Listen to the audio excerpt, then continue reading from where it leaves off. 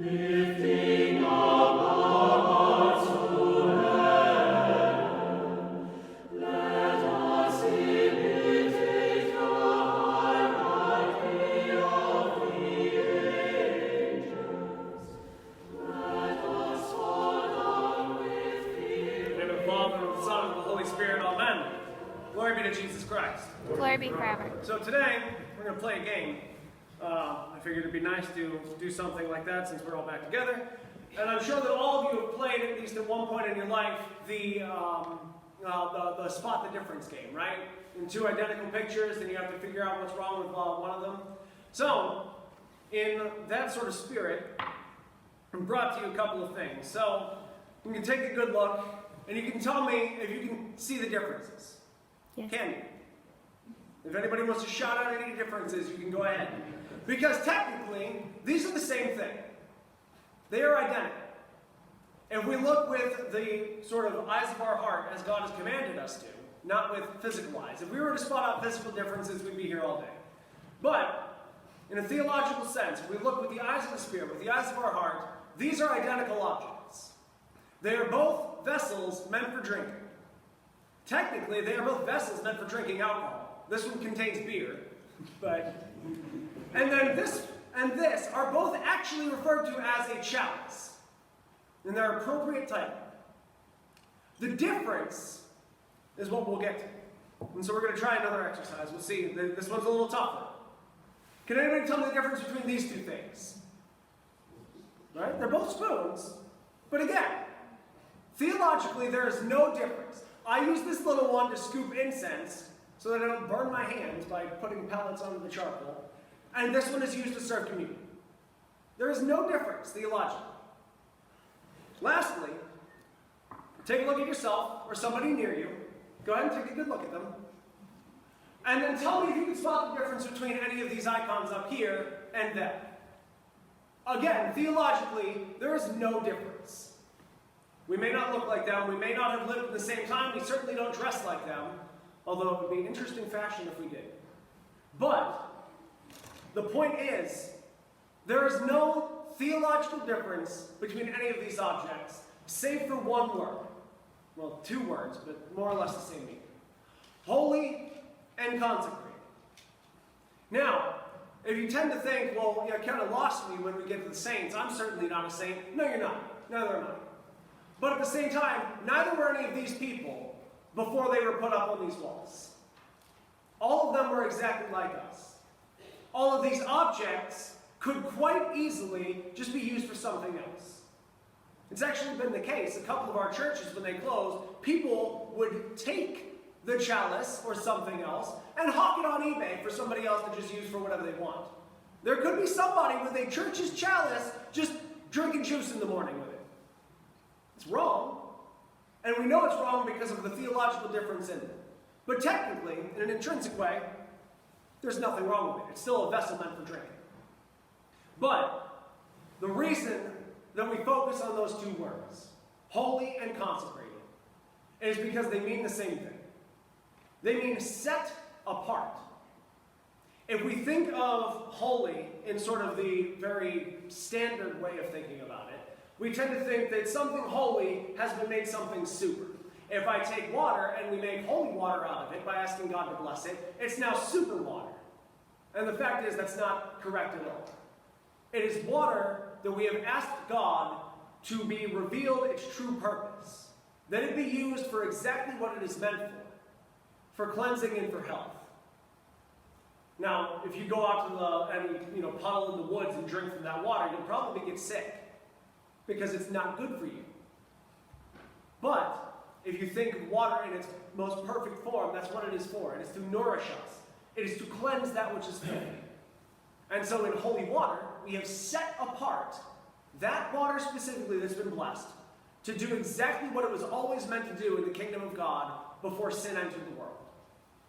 And so when we take things like a chalice and we set it apart, we consecrate it, we make it holy, it becomes something different.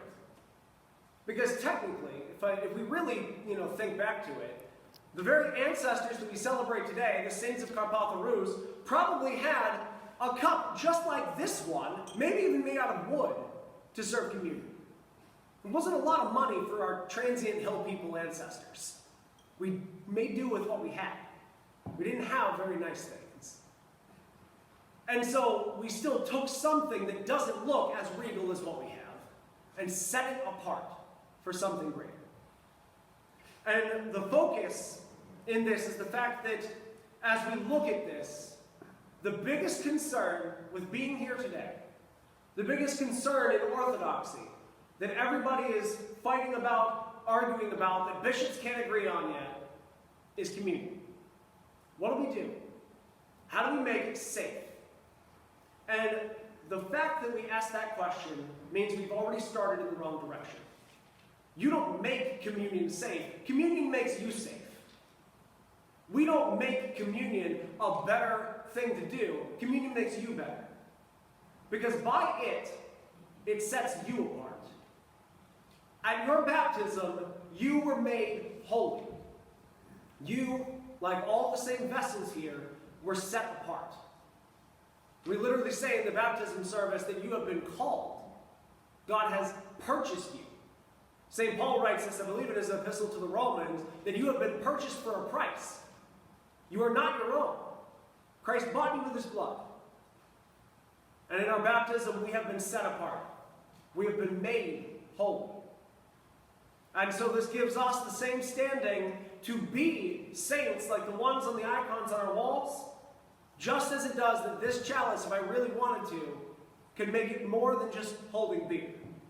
Now, I'd be a little bit sad. I'd have nothing to drink a beer out of, but technically I could use it for something else.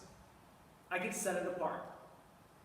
I could take any ordinary spoon from the kitchen downstairs and set it apart and make it so that it serves a greater purpose.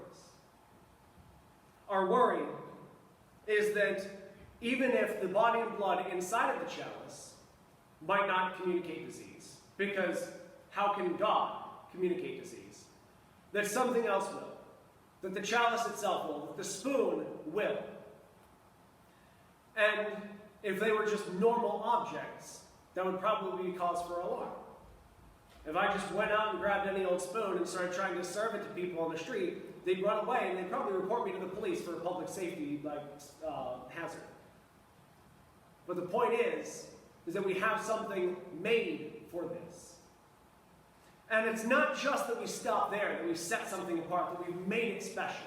It's the fact that by the sheer act of what it does, even if it's not something special, even if you believe that the chalice and the spoon are going to communicate disease to you, even if that's the case, in the very few moments from the time of the anaphora in which the Holy Spirit comes down and makes that bread and wine the body and blood of Christ, from that time until the time that the chalice is emptied at the end of liturgy, that vessel is set apart for something greater.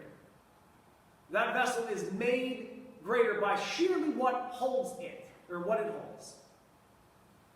In a theological look, we recognize that the chalice can be not only the mother of God, the womb that holds the body and blood of Christ, it can also be reminiscent of the tomb that held Christ's body. This is his sacrifice. It is his body and blood, and thus it is within the tomb, the inside of this chalice, that resides, until his resurrection, when it is brought out and given to you, to bestow upon you life. In the same regard, the spoon itself, all it does is bring food from somewhere else to you in a very orderly fashion. You can eat everything with your hands if you really try hard enough, but we invented utensils so that we don't look like animals. This, instead of just being a vessel for transporting the body and blood, now theologically is reminiscent of the Mother of God herself, who, again, in her womb, through her sacrifice, has brought Christ from heaven to earth. Has brought him from somewhere greater and set apart to us who are not yet set apart. And by being delivered to us, suddenly we are. Suddenly we become something greater. And in the same way, all of our saints who were sometimes really terrible people before they turned to Christ. They were not set apart until Christ came to them. My favorite is St. Moses the Ethiopian. He's up in the top corner there, if you were in the back lighting a candle, top left corner. And he was actually a horrifying gang leader. He led a gang, he murdered people a lot, he stole things from people, and he did this for a number of years until finally he tried to rob a monastery. And then realized, what am I doing? And ended up joining the monastery and became one of its most famous monks, able to work miracles. He certainly wasn't working miracles whilst committing a lot of sin. And he didn't just join the monastery and the next day God's like, good choice, man, and gave him the chance to work miracles. It took years. It took him working to be set apart. And so if people like us can be made into saints, then we also have to recognize that ordinary objects can be made into something greater. If the very body and blood of Christ start out as just 5 whole ingredients, literally, my prospora bread is water, salt, yeast, flour. 4 ingredients, and then wine is the 5th. 5 whole ingredients that you can get anywhere become the body and blood of Christ. If all of this, of more or less no importance, can become something so incredible, we have to recognize that it is not just another commonplace thing. We have to realize that God is actively there, that God is with us, and that this is what we come to bear witness to every Sunday. Every time we are here, people talk about how that they don't really see miracles. And if God was around, we'd see miracles, right? You see one every Sunday. Simple body and blood of Christ being made from 5 whole ingredients. You see simple, just pretty metal cups being made into the very tomb in which Christ died, from which he was resurrected, and a simple spoon being reminiscent of the Mother of God who carried him for all of us. And this is what we are meant to remember. This is what we are meant to hold in our hearts. And I close with the words of Metropolitan Gregory, as he talked to me about this a couple of weeks ago. Before communion, the priest will proclaim, in the fear of God, with faith and with love come forward. That's the only fear that you should have, is that fear of God. And there's nothing else to fear with coming forward. Our awe and our wonder at the majesty and the glory of God. Let that fill your heart. Let that be the only fear that takes over.